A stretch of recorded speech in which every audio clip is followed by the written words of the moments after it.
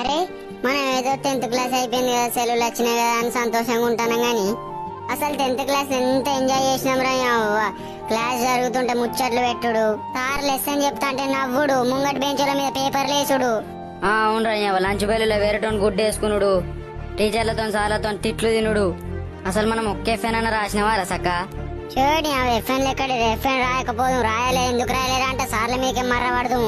ఎంతైనా మస్తు అనిపించిరా కదా. కొత్త కొత్త బట్టలు వేసుకోపోదుము, సెంట్లు కొట్టుకపోదుము. అవునరా నీ ఆ రోజులే వేర్రా.